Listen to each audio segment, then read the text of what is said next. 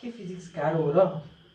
मलाई याद छ म फ्रेसर्स भएको बेला चाहिँ किन त्यत्तिकै डर लाग्थ्यो। कस्तो ठुलो ठुलो क्वेसन अनि त्यो न्युमेरिकल्स झनै डर लाग्ने अनि त्यस्तो भइरहेको छ धेरै विद्यार्थीहरूलाई। मलाई त लाग्छ कि धेरै विद्यार्थीहरूले त्यो एप्रोच गर्न सक्दैनन्।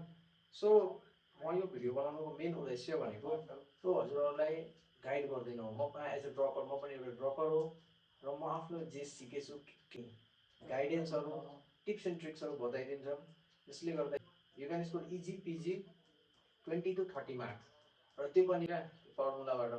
सो म यही गर्न चाहन्छु, यसलाई एप्रोच गर्न इजी नै छ। जसरी कि बायोलोजी पुरै भट्टा हानेको हानै छ, तर नि इफ यु बायोलोजी चाहिँ सक्यो, पुरै कोर्स सकायो र if you are thinking that I will score 80 out of 70 त मजाले गर्छ।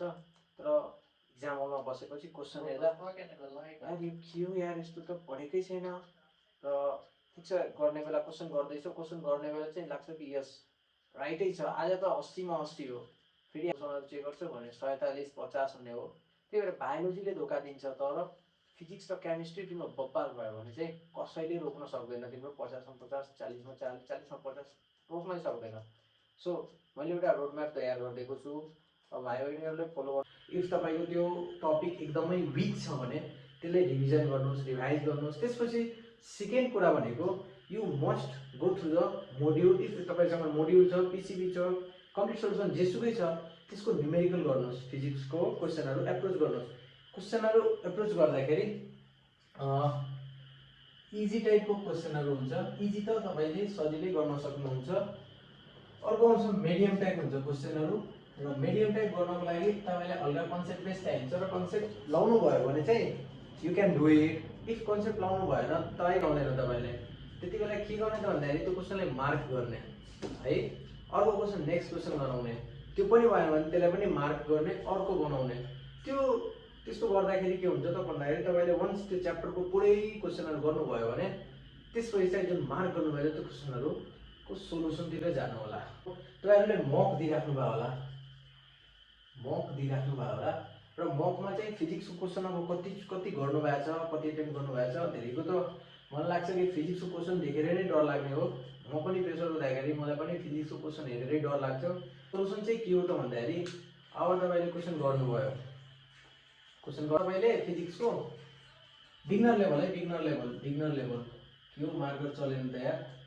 बिगनर लेभलमा मान्नु तपाईँ 20 वटा क्वेसन गर्नुभयो फिजिक्सको, आउट अफ 20 वटा तपाईँको 8 वटा मात्र सही भयो, 12 वटा रङ भयो। ठिक छ, एज अ बिगनर लेभल भन्दैछु। अब यो 12 वटा रङलाई कसरी सुधार्ने त भन्दाखेरि यु कम होम, घर आएपछि मक दिएर घर आएपछि यु सुड एनालाइज है। मक पेपरलाई एनालाइज गर्नु, त्यो एनालाइज गरेपछि तपाईँले सर्ट एन्ड फर्मुलाहरू दिएको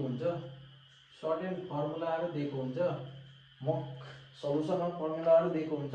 र त्यो फर्मुलाको आधारबाट हजुरले बुझ्न प्रयास गर्नुहोस् कि मेरो किन रङ भयो, मैले कुन एप्रोच गर्दाखेरि रङ भएको हो, र सल्युसनमा दिएको अनुसार यु क्यान होइन एप्लाई गर्नुहोस्। अनि त्यसले एउटा कपीमा राइट डाउन गर्नुहोस्। तपाईँ एउटा मिस्टेक कपी बनाउनुहोस्, त्यो मिस्टेक कपीमा तपाईँ राइट डाउन गर्नुहोस्। यो 12 वटा प्रब्लम, यो 12 वटा रङ भएको क्वेसनहरू यो मिस्टेक कपीमा लेख्नुहोस्। र के हो त भन्दाखेरि अब तपाईँले यो हप्ताभरि त चुपचाप त्यही अब क्वेसन केलाएर त बस्ने होइन। अर्को नयाँ च्याप्टर पढेको होला, त्यो च्याप्टरलाई अब के गर्ने, रिभिजन गर्ने होइन। त्यो च्याप्टर त रिभिजन गर्ने, प्लसमा पहिला पढेको सब च्याप्टरहरू स्लोली रिभिजन गर्ने, रिभिजन गर्ने नै रिभिजनै गर्ने हो तपाईँहरूले। ठिक छ। र फ्रेसर्समा सबभन्दा ठुलो मिस्टेक भनेको रिभिजन नगरेर हुन्छ। अर्को कुरा भनेको अब तपाईँले यो सबै एनालाइज गर्नुभयो, मक पेपर के अरे मिस्टेक कपी बनाउनु भयो, मिस्टेक कपीमा लेख्नुभयो। अब के गर्नु, स्याटरडे मक हुन्छ। त्यो स्याटरडेभन्दा एक दिन पहिला फ्राइडेको दिन तपाईँहरूले त्यो मिस्टेक कपी खोल्नुहोस्। त्यो मिस्टेक कपीमा जे मिस्टेक एनालाइज गर्नुभएको छ त्यो सबैले हेर्नुहोस्, एकचोटि बुझेर जानुहोस् मक दिन। त्यसो गरेर आउनुभयो त त्यसलाई सुधार्न सक्नुभयो भने त्यो धेरै ठुलो कुरा हो, बुझ्नुभयो। र अर्को नयाँ टपिकहरू पढ्दै गर्नुहोस्, र साथै